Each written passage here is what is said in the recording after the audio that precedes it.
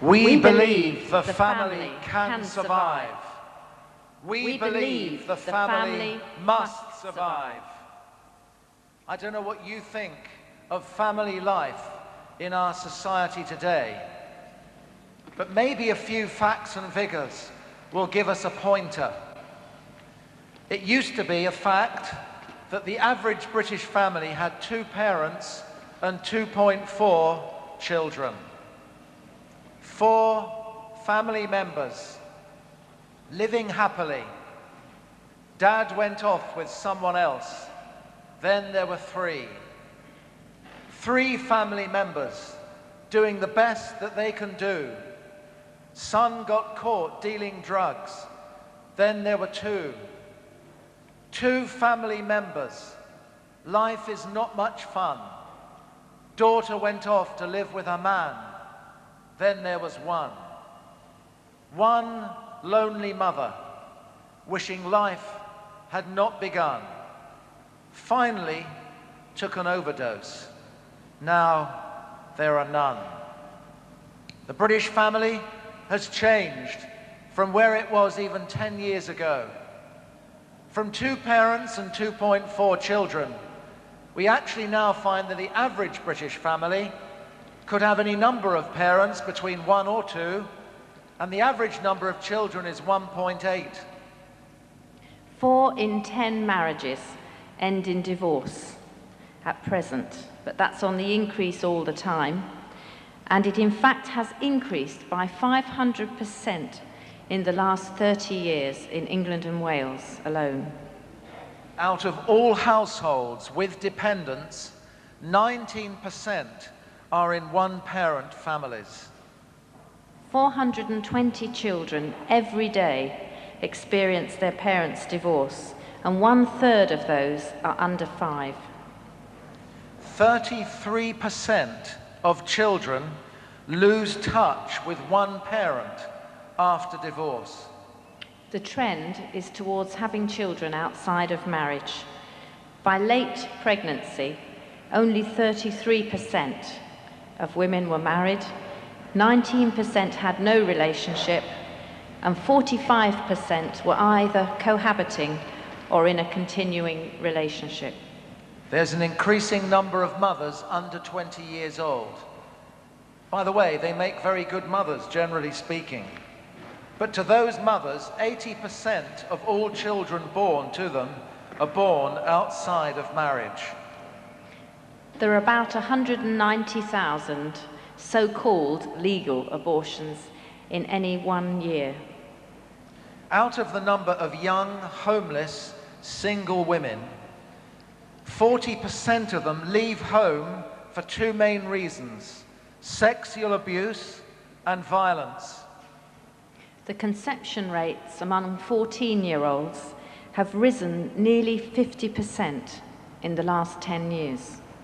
How many boys and girls do you think are on child protection registers in England and Wales? I'll tell you, somewhere around 22,000 boys and 24,000 girls. 30,000 children under 13 live in hostels or in homes. What has happened to the family? Can the family survive? We believe it can. We believe it must, because the family is God's essential building block for society. We believe strongly that the family must make it through, and you and we are the people to ensure that that happens. Because if we who are here today are not prepared to try and make it happen, and we're the people keen enough to hear about it, learn about it, work on it, then we could well find that the family which has come apart at the seams will keep being ripped apart until little is left of God's original design. for society. There are two things, particularly, three things in fact, that have happened recently that should make us think very, very strongly, because they're insidious things working their way through society. The first one is a number of reports that have come in the last few years from a lady in the States called Cher Height. And probably you've read the Height reports. They're culled from research amongst a number of people. Unfortunately, generally the research is carried on amongst a very narrow band of people. But her findings, out of her findings, she raises questions. And one of the questions that she's been asking since her last findings is this: are fathers are they really any longer necessary? Indeed, has the family, as we've known it, outlived its usefulness? And if you saw it in the press, then it was plastered all over the place. Not as a question to which you expected the answer, of course, that's rubbish, but a question that was trying to lead modern man and woman through to a different thinking about family. That is not God's order. Secondly, have you noticed the number of magazines that if you pick up Hello magazine or any of those other magazines that talk about people, on the cover you often find a starlet or a star with their partner, and the article is about our love child. Nothing makes me more furious than that kind of thing, as if the baby born into that maybe illicit relationship is only a product of a few nights of passion and a glorious time of romance together, but holds no more importance than that, a love child. I understand it's good language and it can be touching language, but what are we doing with relationships and children in our day and age? The third thing is the increasing pressure to allow homosexual or lesbian couples to take children in to form a family unit. My friends, we unashamedly say to you this morning, the family is not a good idea, the family is God's idea. The first mention of family is in the first book of the Bible, the first chapter and the first verse. And you'll know the verse well. In the beginning, God created the heavens and the earth. And you might say, where is the mention of family? Well, of course, that word for God in that first verse is plural, because God is in the business of family. Long before time began, God the Father, God the Word, later to become God the Son, and God the Holy Spirit dwelt in glorious family unity. So family is God's character. Family is God's heart. And when Adam and Eve were created, God rolled open the door of heaven. And he put down the carpet and he said, come on in, created beings, share my family. And Adam and Eve were made to share family unity with God.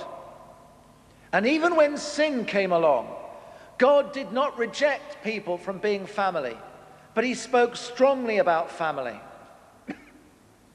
And family has never left God's agenda. Have you ever stopped to think that God could have brought people into the world in a different way? Just think about it for a moment. God is God. He could do what he likes. Could God not have produced little seedlings that would be fertilized outside of a union of two people? And then could not he have asked people to take on one of these new little lives and nurture it?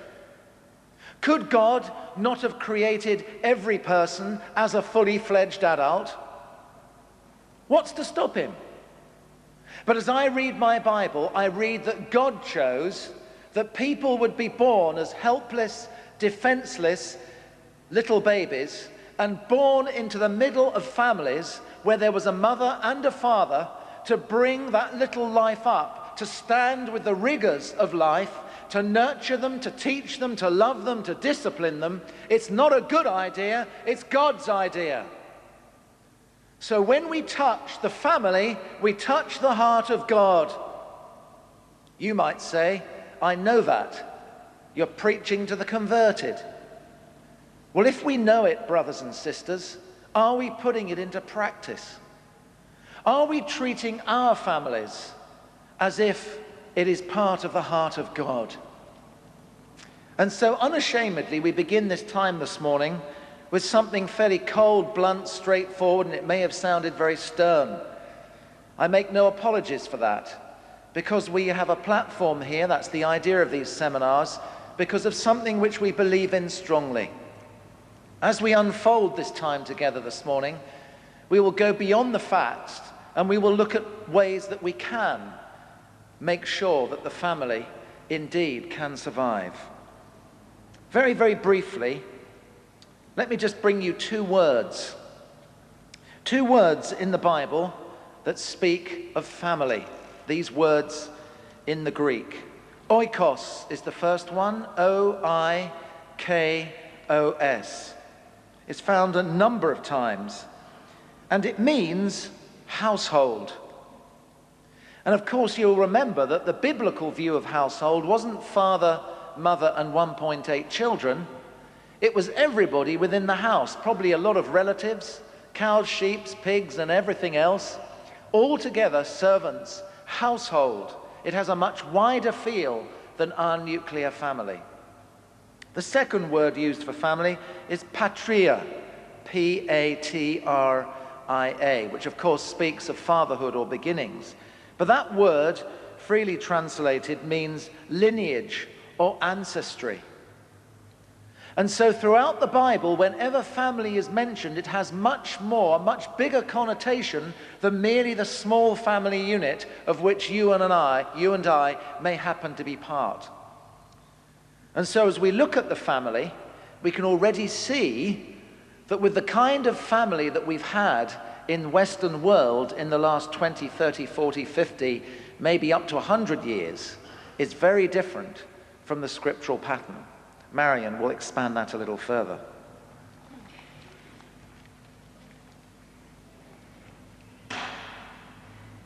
Yes, and also we don't want you to think, any of you here who are one-parent families, for whatever reason, that we're kind of excluding you in all of this, because we understand that for various reasons you find yourselves in that position, and we want to sort of hopefully talk about how we can be family together in the church, all-inclusive, rather than people feeling in any way that they're marginalised. It's interesting, yesterday I was watching a programme on television in between, we were here last week and we were waiting for you to arrive, and I expect you were all on the road, but it was Kilroy Silk, and they were discussing the family, and there was a chap there, I can't remember his surname, Sir Christopher someone or other, and he was advocating, he was saying we must get back to the ideal of family being mum and dad and children, which I thought was very bold of him and very interesting. And the discussion got quite hot and it raged backwards and forwards. But the one thing, interestingly enough, that nobody contended with was that ideal, that although we know it doesn't always happen in the real, although there's various problems that happen now, marriages break down, partners die, reasons why we can't all keep that ideal, nobody was contending with the fact that our children ought to be brought up to be told that this is the ideal, that there's a mum and dad and children together, and I thought that was very interesting. Well, let's look at this family unit for a bit, because in our Western society, we think very much now of ourselves as little units, nuclear family, and we were giving statistics at the beginning, and it's gone down now to 1.8 children, so it's mum and dad and 1.8 children. Very painful to have 1.8 children, but you know what we mean by that statistic. But you know, that whole thing, the nuclear family, is, I think, is a shame the way it's happened in our Western society. It doesn't happen so much in Eastern culture, because still, in many places in the world, extended family is the norm. And of course, the biblical view of family, as Rob's already said, is much more extended There's never any mention, there's nothing in the Bible about nuclear families, but because of our privatised society and the way our houses are smaller these days and all these various things have come in, our families have shrunk, and no longer do we live near grandpas and grannies and aunts and uncles and cousins and nieces and nephews, which really is a great shame because I think we lose out tremendously. I think it's very difficult for young people when they get married and move away from home and settle in a different location to establish themselves as family because they don't any longer have the support of the wider family, and that's a great shame. And it's all the more reason why we as church need to be that extended family and be able to come alongside these little families that are just starting, because I see so many young women particularly who are absolutely desperate to have a mum type figure, a granny figure around, or a grandpa who can be that to their children because their own parents are hundreds of miles away. In Titus there's a verse about older women teaching the younger, and that I would encourage you, any of you older women there, to see that as something that you can really do. And it's not so much teaching, it's practical teaching. It's getting alongside, helping, advising, being there, just because you've happened to have been through it and experienced it. And so in our churches, there's so much we can do to be extended family to one another. There's some lovely verses in Psalm 68 about God. It says this about him: a father of the fatherless and a judge for the widows is God in his holy habitation. God makes a home for the lonely. He leads out the prisoners into prosperity. Only the rebellious dwell in a parched land. That sentence, God makes a home for the lonely. Fantastic sentence. It conjures up so much about God. But you know, we should be doing that as church. So many of us now, even practicing hospitality seems to be a thing that perhaps isn't quite so common these days. And so many of us, our homes are our castles, and we very rarely include people into our houses. Just to give you a bit of background for Rob and I, before Rob went into Youth for Christ and before he was a Baptist minister, for 7 years we had a big house down in Crawley in Sussex, and we took people into our own home, people who were hurting people who'd never known family before, and we could take up to 8 people at one time, and we had another Christian couple living with us to help and a single girl who was also helping us. And they were most fantastic years for us, because although we felt, you know, this was a ministry that we could do, I think on reflection, we learnt far more from those people that lived with us. We started off with a drug addict, an alcoholic, and a rather hysterical hippie. And we lived together as family. And for many of those people, they're still like our family even now. But that, to us, was an amazing opportunity to see a wider experience of extended family and to see how valuable that was. And our daughters, even now, will probably tell you that those 7 years they spent in what we called open house were some of the happiest times of their life. I remember when one of our young people in those days was, he had been converted from a Hindu family into the Christian church. And he came to us and he said he found it so difficult when people said, oh, the church is a family. We are all family together, because he said, I don't see that as much as I do in my own Hindu family, because his experience of family, when he grew up, he was a Kenyan Asian, was of a big family and of the tremendous ties and the closeness of that family. And he found it difficult when he came into the church, because he heard it all in one sense, but he didn't see it. And he struggled with that for quite a while, to get that sense of family. And that's something we need to be really looking at. Think about your church services and how often we do marginalise people and we push people to the edges, especially single people. And single parents, I think, as well, often feel very much, a lot of the teaching's geared to family, and so often we kind of are insensitive to people that might be hurting, that might find certain things difficult. We need to be thinking of the extended family all the time. Think about your family services, how you can do that. Mother's Day, that's often a very painful time for some people, but let's work at being extended family in our churches. Right, well, this is your chance to do something, because, you know, Spring Harvest wouldn't be Spring Harvest without group work, and you all love doing this, and you don't want to hear us yakking on without a bit of a breather. So here's the question, and then you could turn into groups to discuss this. What we want to know, and we're going to come down and get some feedback from you, is the 3 most important things that family life provides for an individual. The 3 most important things that family life provides for an individual, apart from love. That's too easy, you're not allowed to have that one. So apart from love, 3 things. Can you just turn together in groups of 4, maybe, however many is comfortable? Go.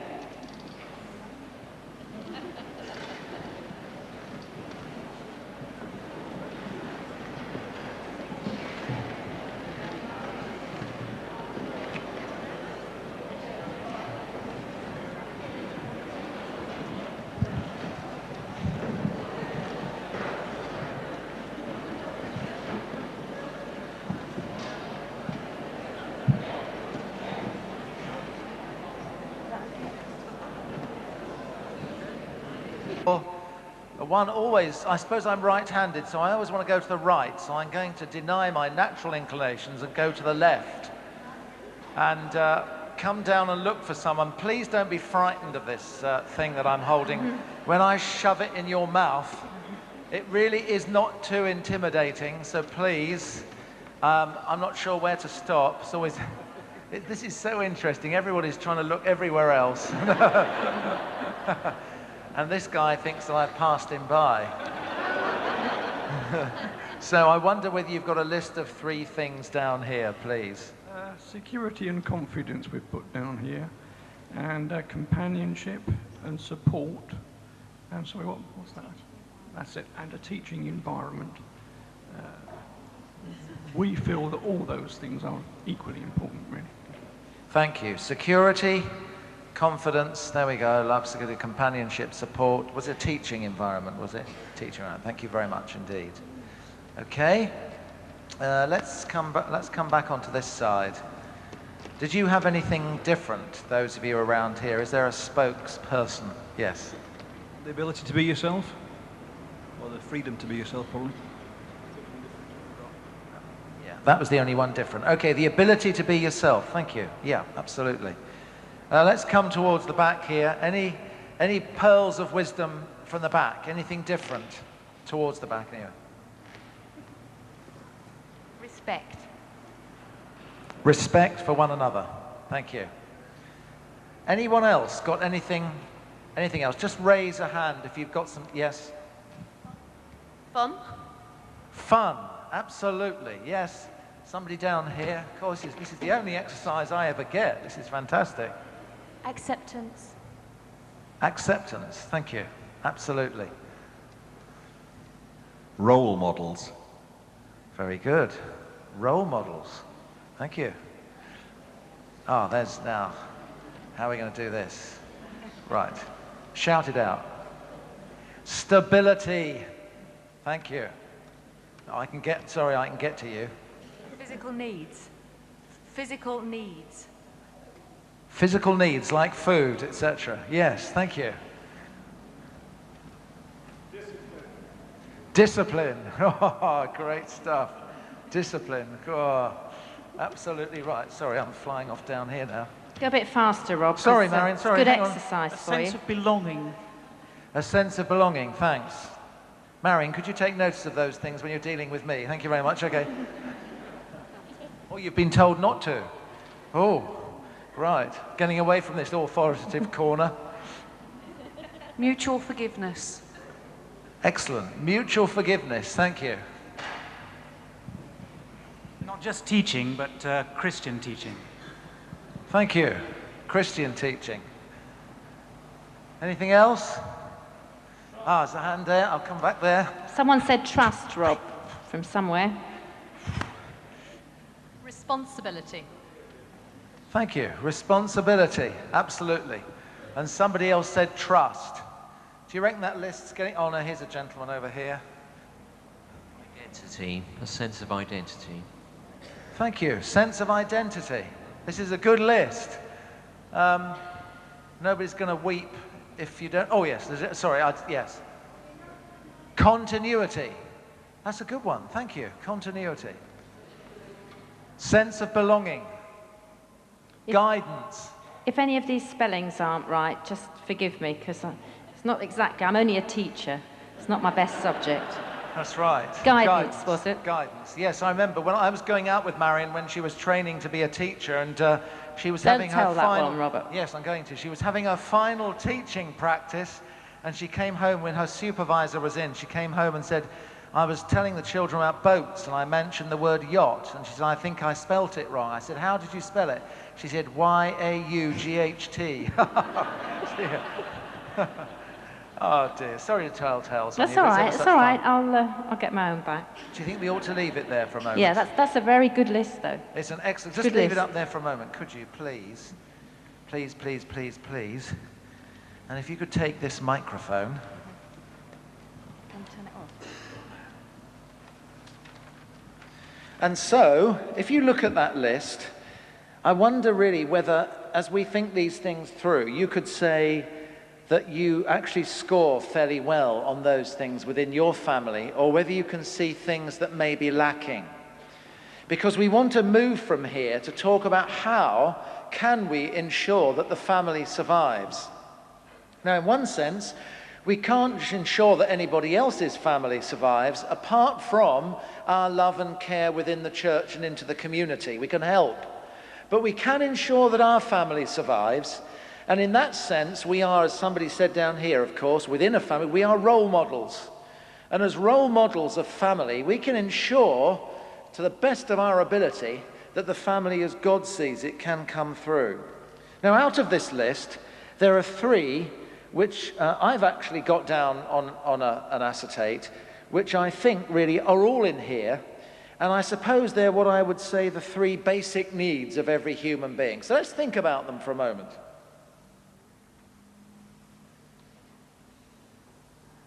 Now, wherever you go, if you were to ask anybody, and don't worry, if you can't see this because the light is strong in here, probably takes away from the screen, but I will speak them out firmly and strongly and loudly. These are the three things that I think we'd all agree on as being the three, perhaps the true basic needs of every human being. And the first one is security. Now, these things have come out of this list. And what I want to do in this list is just to make us think about whether, in fact, we are giving these things to our children and whether we're giving them to one another as partners. So particularly as parents, how many of you are parents here? Great, most of you. So let's think a little bit about what we're doing with our children. A sense of security, in other words, a sense of belonging. Secondly, self-worth, a sense of being valued. Thirdly, competence, a sense of achieving something. Three things that we all as individuals need if we're going to be whole people. I know you could write 100 more, but those perhaps are three very basic needs. And wouldn't it not be fair to say that children suffer when any one of the three is missing? So let's just think about that for a moment under each of the headings. For instance, as far as security is concerned, one of the ways that we will not engender security is if we're not giving time to one another or time to our children, and that happens a lot. We'll touch on that before we finish this morning. That is so important, time.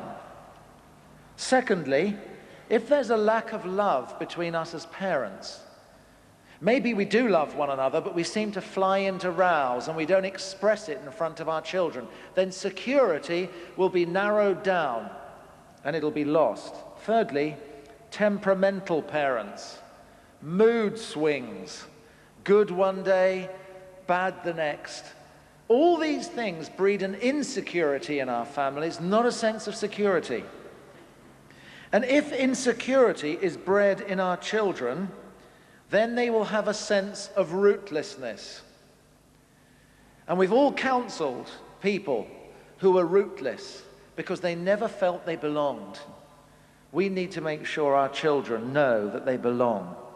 Secondly, under self-worth, we can actually begin to negate our whole objective of seeing self-worth in our children if we compare them to other children. That's easy to do, isn't it? I know I've said to mine on a number of occasions, if only, we've got 3 daughters, you see, if only you could be like Emma, if only you could be like Margaret, if only you could be like Anne, she's so well behaved.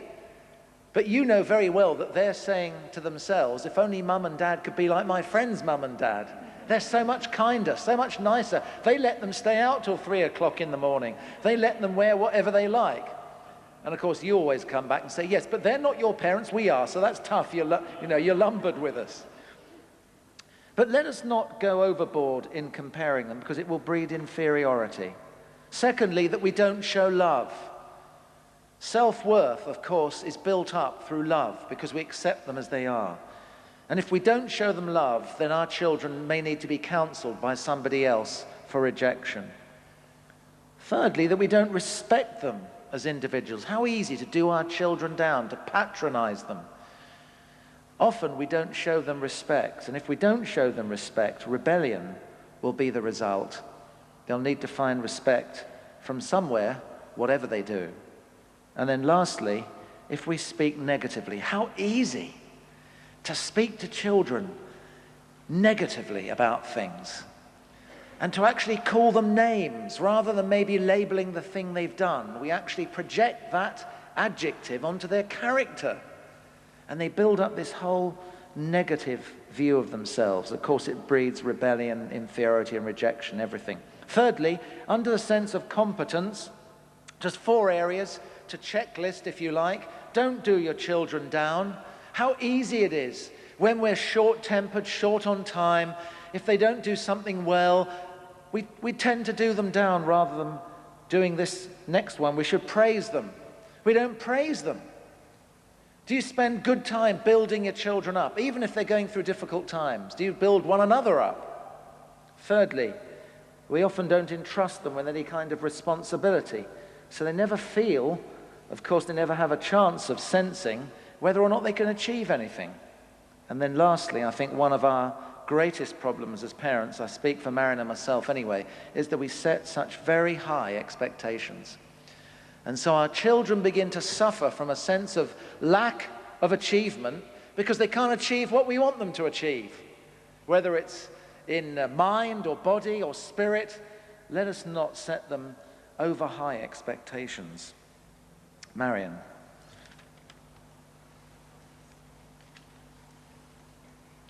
Yes, and you know, as Rob's been speaking, I've just been thinking, and I think it's worth saying that we're not perfect parents ourselves, Rob and I, because so often when you get someone that stands this side of a microphone talking about family issues, you think, well, they've obviously got it all sussed. They know exactly what to do. They've got all these guidelines. They must have done it right themselves. And in fact, even as Rob was going through that list, I was thinking of all the mistakes we'd made and all of the times that we'd done it wrong. And let me tell you that our 2 daughters, 2 of our girls, we got twins, and then a younger daughter. The twins are married, and the younger daughter's away at college. But these last 3 years for us have been times of tremendous trauma in our family for various reasons. To the point that a couple of years ago, I think I felt I was such a failure as a mother that it would be better if I never stood behind a mic again. We've had great encouragement from friends. But you can feel like that, can't you? Especially like us, if you're the ones talking about the family and then your own family hits difficulties. And we might do all the right things with our children. Not that we do, but we might try. But still, there's times when they hit really bad patches and we go through pain in our family. So let me encourage you, we are not perfect. Let's just concentrate on children for a few minutes. And I don't know about you, but one of the things that really makes me a mixture of angry and heartbroken is hearing accounts of children who've been abused and who've suffered at the hands of parents and others. And I mean, even now, if I say the name Jamie Bolger, I expect that produces in us a sense of tremendous sadness, pain, and anger at what could have happened to that little, how that could have happened to that little 2.5-year-old. And at the same time, also that it was actually 2 10-year-old boys that could do that. And in turn, what must have happened in their family situations and what must they have been going through themselves to actually get to the point of doing that kind of thing. I remember reading an article, something in the newspaper a few weeks ago about a little toddler that was found dead in his pram, saturated in urine. Things like that just get me absolutely incensed. And I think, how can people treat children like that? How can society be so wicked? How can we do it? But then I'd like to turn around and point the finger at us Christian parents, because although probably we're not physically or sexually, hopefully not physically or sexually abusing our children, how about neglecting them? Sometimes when we get so engrossed in church things and all the meetings that we go to, are we actually in danger of neglecting our children? Dads who are deacons, elders in churches, mums, so keen on all these meetings and got all these friends that you want to talk to and have a great time with. How many of us are in danger of neglecting our own children? And churches, how much do we spend money and time on valuing our children and making sure that they understand how much we rate them? There's some verses, and I have to say they're very hard-hitting, from Jesus about children, and I expect you know them very well, where Jesus called a child and stood him in the midst, and he said, "Whoever causes one of these little ones who believe in me to stumble, it is better for him that a heavy millstone be hung round his neck and that he be drowned in the depth of the sea." That is strong stuff, you know. I expect if we all think back, we've probably all caused some kind of offence to little ones. They're very strong words from Jesus. How many of us in our Sunday schools stuff our children in grotty rooms that adults wouldn't want to be in, and don't have sufficient teachers for them, don't have quality resources for them, very little in the church budget for our children, because of course everything is, you know, the adults is the all-important thing, and you know, we've got to concentrate on having a great worship sanctuary for the adults, but the children can be just tucked away anywhere.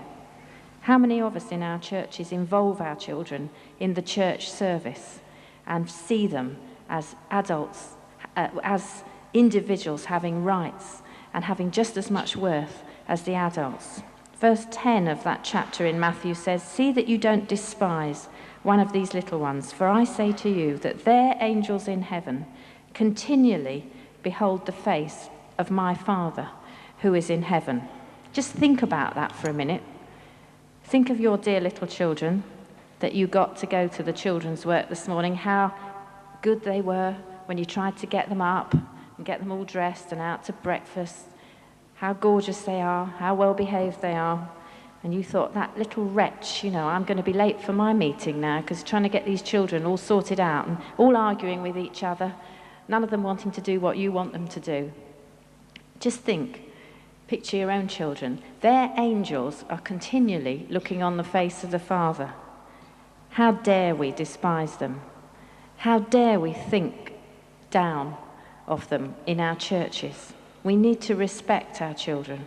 We need to value them, and that ought to be shown by the way we treat them in our churches, and obviously by the way we treat them within our families, because children are very close to the heart of God, and we ought to recognize that more and more, and just what our children can offer us in our family situations back. They've got so much to offer us. Let's respond to our children, listen to our children, spend time with our children, value them as worthwhile individuals that God's created. Let's just ask here, how many, most of you put up your hands to say you were parents. How many of you have got children that are not yet teenagers? How many of you have got teenagers? So some of you have obviously got both, so you know. Because when we come to family life, things do change when they become teenagers, don't they?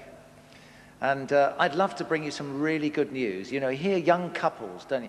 I bet some of you here haven't got children yet. Some of you are listening eagerly to hear what we're going to say.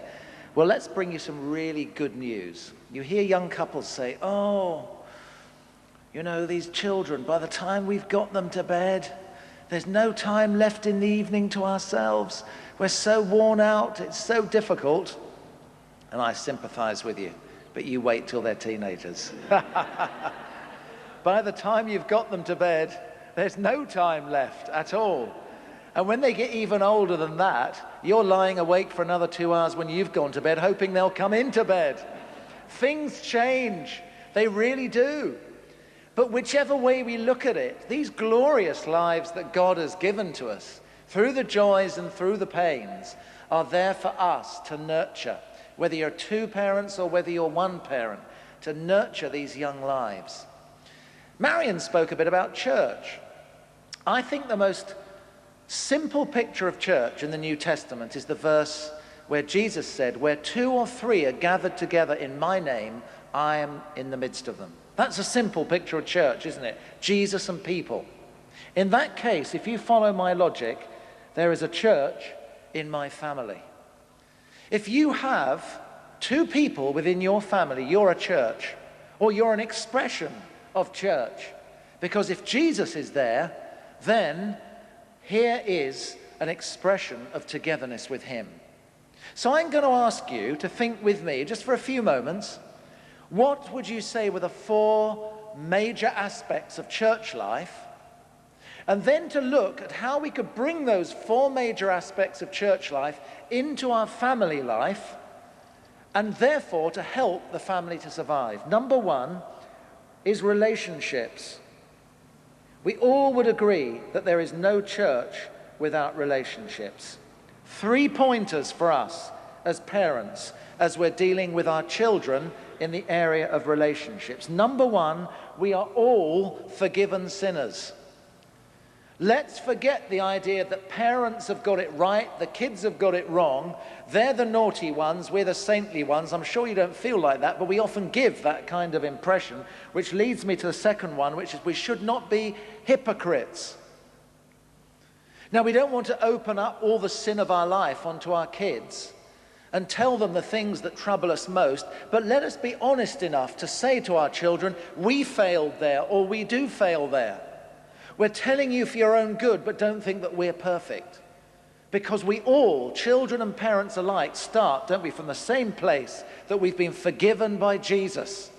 We're no more special than they are. Then thirdly, we need to give real answers to real questions. Now, this is what the sort of thing I mean. When my twin daughters were about 11 or 12 years old, I'd been on the road for a couple of days, and so I hadn't said goodnight to them at night like I usually do. And so I went up on this particular evening, and one of my daughters particularly, I went into her bedroom, I said goodnight to her, I said a quick prayer with her, and then I went to switch the light off. But just as I went to switch the light off, I thought, now hang on a sec, I'm a spiritual father, I must do my pastoral bit with her. So I put a sort of nice pastoral smile on my face, probably even held my hands a bit like that, and I said to her, just before you go to sleep, darling, you have been reading your Bible lately, haven't you? And she said to me, no. So I thought, oh dear. So of course I came back with the pastoral, this time I got the discipline side of pastoral care, still held my hands, but looked a little firmer. And I said, you really ought to read the Bible daily, you know. And I thought, help, I'm not sure if I have the last 2 days, but it doesn't matter. It's not do as I do, it's do as I say. I've got to bring this child up. And she looked at me with her big eyes, and I'll never forget what she said. She said, but you don't have to read a book about a person you know well, do you? Gosh, that made me think. I thought, you know, that's not a bad argument. What I wanted to say was, now don't be so silly, playing for time, you're always playing for time so that you can have a little bit longer without the light being off.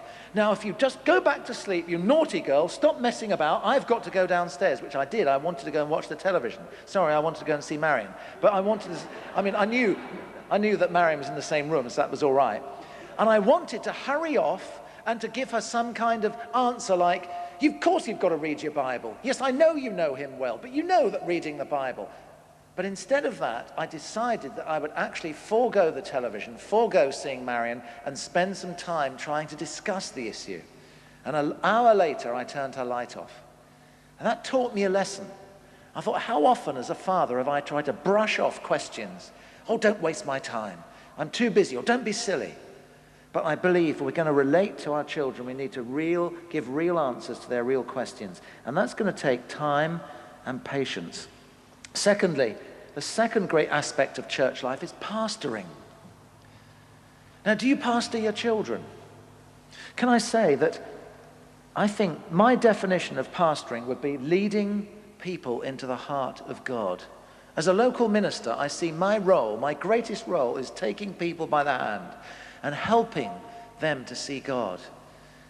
And you and I as parents, are we leading our children into the heart of God? When I went to the United States of America once, I saw a marvelous poster. And it was a poster of a little boy and girl walking away up a road into the sunset.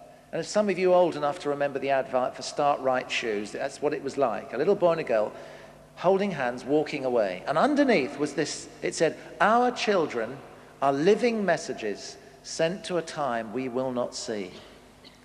Our children are living messages sent to a time we will not see. I like that. And it made me think, what am I programming into my children? Of course, they're not like computers, they'll think for themselves. But what am I putting in the formative years? Am I leading them into the heart of God? Do you remember the name of a book? Mr. God, This is Anna. I'd like to turn it round the other way. If I had a daughter called Anna, it would be Anna, this is Mr. God. Look, my darling, I'll show you what God is like. Okay? That's what pastoring our children is about, leading them into the heart of God, caring for them and protecting them. I'm sure we do that anyway. Thirdly, correcting. Now let me just go off at a tangent for a moment. Let me give you 6 pointers for correction with children. You may or may not agree with these, but just 6 pointers, because correction and discipline is not a dirty word. Do you find discipline and correction of children easy? No. 6 pointers. Number 1, parents, set the rules together. Before you get to the problem, set the rules together. Because the second one is, don't disagree in front of the children. Now that's easy, isn't it, to say? It's another thing to do. Marion and I are very different temperaments. Marion used to treat the children in a way that I didn't necessarily agree with, and so did I. She thought I was too soft, I thought she was too hard. So when you come to discipline the children, you cannot help yourself. You say, no, just quieten down a bit, calm down, be a bit gentler. I don't agree with that, I think it should be this way. And we confuse the children because we're arguing. We need to spend time as parents sitting down and saying, these are the rules, these are the regulations, this is what we agree on, and if we differ, let's differ outside of our children's presence, not in front of them, because it becomes tremendously confusing. Now, when they get to teenagers, it's not so easy, is it? Because then they know, or that you think that your partner is not doing it the right way. And when you get to being teenagers, you often have to have that kind of outward discussion between you, and you show them how to negotiate these difficulties and how to come to some kind of opinion together. But when they're children, we ought to do everything that we can to set the rules together beforehand. Thirdly, sorry about this phrase, I borrowed it from the Mikado, the punishment fits the crime. Now, I don't know about you, but often I'm so tired or so lazy, I don't want to discipline. So a whole lot of discipline backs up. So in a 24-hour period, our child has set a booby trap for Granny because they saw it somewhere, someone did it, which was putting something on top of the door and it fell on their head when they opened the door. But unfortunately, it happened to be a lead weight. They weren't very discerning. Then they've learnt at school that if you flush the cat, it's quite fun seeing if it comes out the other end or bedraggled or whether it comes out at all. They've torn down the hi-fi system and they've kicked their brother and sister, and you've done nothing except shout a bit. Suddenly they're walking with a glass of water and spill a bit on the carpet and you go, "You stupid brat, take that!" The message is, It's okay to rip out the hi-fi. It's okay to crush Granny's head. It's okay to flush the cat and kick my brothers and sisters, but the one thing I mustn't do is drop water on the carpet. Now, you and I know that's not true. So when we set the rules together, we must have correction that fits the gravity of the problem and stick to it. Thirdly, controlled correction. Now, I can see from you out here, you're all very controlled people of very easy temperament. So when you discipline your children, you do it in a measured, loving voice.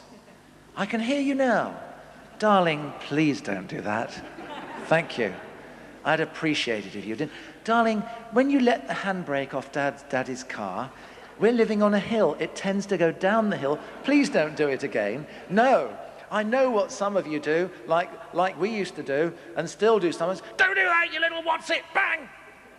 And somehow our rage and our temper comes out. Can I suggest, please, that we actually cool down before we discipline? It's a very useful thing to count to 10. I don't know how you feel. If I've come home from a long day's work sitting in an armchair and I have to discipline my children, well, of course, they're not children now, but when I had to discipline my children, it wasn't so easy to say, would you mind coming here? We're going to go out of the room and have a talk together. I just wanted to sit in the chair. Much the easier thing was to reach down by the side of the chair, find a book and throw it. It was much easier. Now, can I suggest to you that you control your correction and that you do not do it in anger? Okay, so what you do is you count to 10. 1, 2, 3, 4, 5, 6, 7, 8, 9, 10. And you will get a much better aim with the book. No, joking aside, you calm down. Just give it a gap. Don't let the anger surface. Let's try and discipline in a controlled way. Fifthly, correction carried through. Now, I bet you've, not in your house, but you've been to other people's houses, haven't you? You've sat down for a meal and one of the children has done something wrong. And mum or dad says, if you do that again, you're going out of the room. He does it again. I said, if you do that again, you're going out of the room. He does it again. This time, I really mean it. If you do it again, you're going out of the room. He does it again. So finally, the parents say, if you do it again, you're going out of the room. And if you're anything like me, I feel like saying, if they do it again, you're all going out of the room. And I'm going home. I'll discipline the children and you. And now, of course, I've blown it. If I'm ever invited to your church, I'll never come to your house for lunch because he'll think, help, he'll be watching. But you know what I mean. Let's not say it if we're not going to do it. We have to carry through the correction. It's better not said than said and not done. And then lastly, consistent correction. We need to keep it consistent all the time. So if we've actually said that we're going to do something, if they do something, that happens the next time. It just doesn't happen once and then not again. It happens the next time. And by the way, when I'm thinking about carrying through correction, can I just mention one of the things that often happens? I wonder if you've done this one. You're just about to go and see Granny and Grandpa, and one of the children misbehaves. If you do that again, we're going to leave you behind when we go and see Granny and Grandpa. Come on, you know you wouldn't dare leave them behind. Just imagine the mess you'd find when you got home, and just imagine Granny's wrath when you turn up without them. So you see, the thing is, we need to say what we're going to do, and we need to do it, and we need to carry it through. Now, that was the pastoring side. There's just another one there that I would say, and that is that we listen to our children. I think I've sort of mentioned that already. But I'm going to hand over to Marion just for a couple more as we come towards the end. Thanks. Yes, and we are going to try and finish a few minutes early for you, because we do appreciate that you are mostly parents and you've probably got to collect children from the various venues. So we're aiming towards getting to the end by about 22, so please don't feel too edgy. We're not going to go on too long. Teaching is the third thing in the way that we are church as our families together. The first thing in teaching is that we are the teachers. Please don't just leave it to the Sunday school teachers to do the teaching for your children. We ourselves are the teachers. And it's our whole example. We've touched so much already on the fact that we've not to be hypocrites, that we've got to be real with our children. And teaching isn't just in your words, it's in your lives, is what we teach our children, and they're watching us all the time. There's another fabulous verse in Deuteronomy chapter 11 and verse 18, and I'm cutting into the middle of Moses talking about the law, and he says this about the law: "You shall therefore impress these words of mine on your heart and on your soul, and you'll bind them as a sign on your hand and on your forehead, and you shall teach them to your sons, talking of them when you sit in your house, when you walk along the road, when you lie down, and when you rise up." I think that's a great verse because it's in every aspect of life: walking, sitting, lying. Every aspect of our lives we're to teach our children. It's not just a God slot at a sort of particular time when you suddenly think you ought to teach them something spiritual. It's all the time we're teaching our children. So just be aware of that, and they're watching you. And I can assure you that when they get to the teenage years, they'll tell you all about it, and they'll tell you all the mistakes that you've made and the things that they don't agree with, because they are watching you. Know what we teach. It's very helpful for us to have an understanding. We can give an apologetics for our faith to our children. We can't just fob them off. We do need to understand our faith, to at least to be able to explain it to our children as well as to other people. And we've said that already. We've got to practice what we preach. Let's just move on for a minute or two and look at family worship and how as a family we can actually worship together. How many people here try and have some kind of family times together, praying with your children or reading scripture or whatever you do? Can I just see? Yes. Great. Some people do try. Well, it isn't easy. Any kind of praying together or worship as a family can often be quite embarrassing. As husbands and wives, it's embarrassing. It can be embarrassing in our families as well. But let me encourage you to really have a go at it, because it's great, again, because you learn so much from the children. And I don't mean just, Dad coming out with a big black Bible and reading scriptures all sitting at the table and the children are bored stiff. But think of spontaneous ways that as families together, you can really worship God together and that you can grow together as a family. And the first thing is that as parents, we do need to be 100% behind the idea, and we really must have that longing to see our family grow in God, because if we come to it in a half-hearted way, the children will know that, and it won't be successful. But we want to really see our children grow in God. We've got to be flexible. So often we come to those kind of times with our own preconceived ideas of what the children will like. Do ask your children what they'd like to do, because every family is unique. So I'm only giving you a few guidelines here, because your families are different. They're all different. We all like different things. We all do different things. We all are good at different things. So you'll have to work out a way of coming together as your own family. This keeps coming out. Don't pretend, but be real. And for heaven's sake, don't be super spiritual, because children see through that and they don't particularly appreciate it. Make sure that everybody has an opportunity to take part, even the little ones. We've got a little granddaughter who's nearly 2 now, and we, as a family, when she's with us, and my daughter does it as well, say grace, for example, before a meal, and she actually now will say amen and puts her hands together. And it's lovely just to see her actually taking part. And, she'll say, for no apparent reason, she'll suddenly say the name Jesus. And you don't really know, even in these little ones, what's going on in their minds. But there's an amazing awareness that we probably don't understand. So be aware of that, even the tiniest. And do persevere. Don't flog a dead horse. Don't keep trying to do something as far as family worship is concerned if it doesn't work, but try other things, try different things. For heaven's sake, don't try and have times of family worship that last for an hour or so. because that's a big mistake. 2 minutes, 3 minutes at the breakfast table, at the tea time. When they come in from school, be spontaneous. When they come in from school and perhaps they've been a bit upset or something, pray with them there and then. And don't be frightened to let your children see you praying about things either. So grab spontaneous times.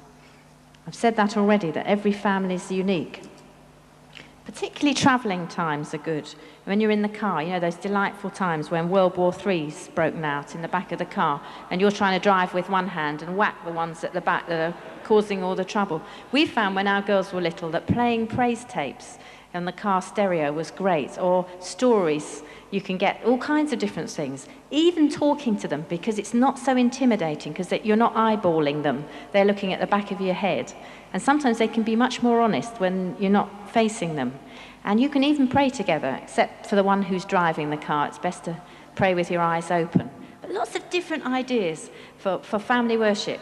And we're going to finish in a minute, but let me leave you with one suggestion that this family had. We were doing a seminar about family worship, and this dad said that in their family they had this den under the dining room table, and that when they were going to pray together or worship together or have a story or something, they all crawled under the dining room table, and that was where their den was, which I thought was brilliant.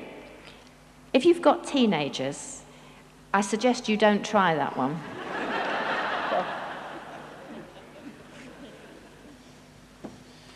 Thanks, Marion. We're coming to the end of our time, and we want to give you a chance to get away, because some of you are going to pick up children and you may just get a little bit jittery. Let me just mention two things before we go. And it's two most important things. One I mentioned earlier, time. Can I urge you, and I think these two things at the heart, if we're going to see the family survive, these two things are an absolute must. They're a must between husband and wife, and they're a must between parents and children. Time. Quality time. And can I say that you will never find quality time if you do not first of all spend a quantity of time. Because quality comes out of quantity. As we spend time together, so we find the things where we can relate with quality.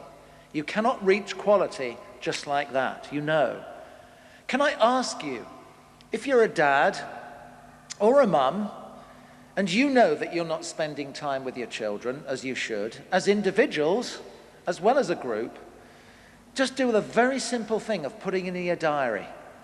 Some parents find it very helpful. They think, it's so obvious, it's not going to help, but it does. On Thursday at 7 o'clock, I am going to spend 2 hours with Tom. Or on Saturday, I'm taking Emma to the zoo, or whatever it might be. But we actually diary time so that we don't miss it. The second thing is communication. I'd love to spend hours talking about communication between parents. But let me just for a moment talk about communication between parents and children. Just imagine this scenario with me. You, mum or dad, you are facing your now 16 or 17-year-old son. You're standing in the kitchen and you've got to tell him something, a matter of discipline. You stand in one corner, he stands in the other. Suddenly your mind goes back 15, 16 years, and you remember a similar scenario. The only thing is, he was so different then.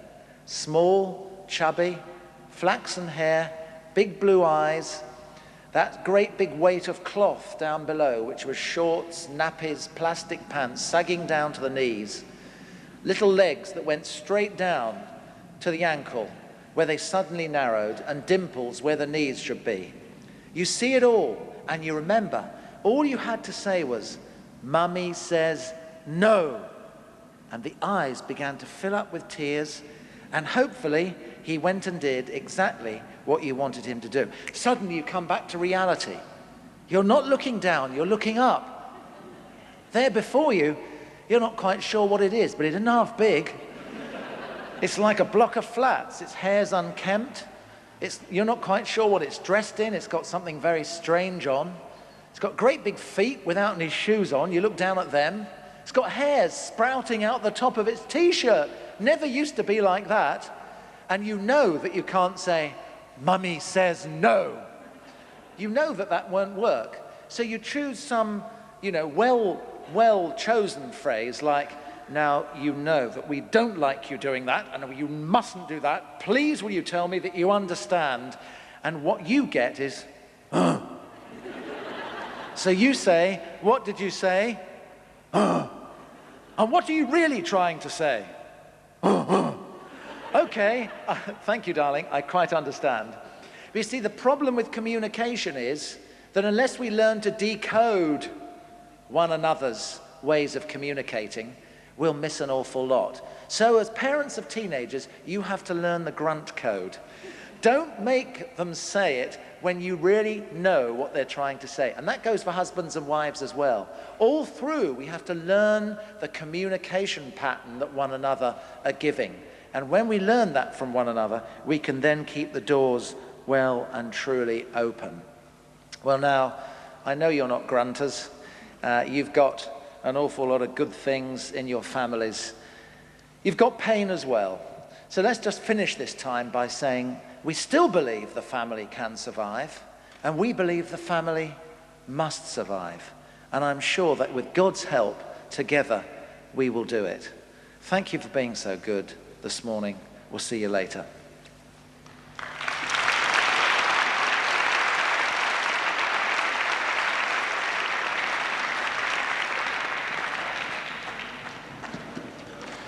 I do believe, just say one thing as you go, I do believe that these I Believe seminars are being videoed, and the videos can be purchased through the Spring Harvest information.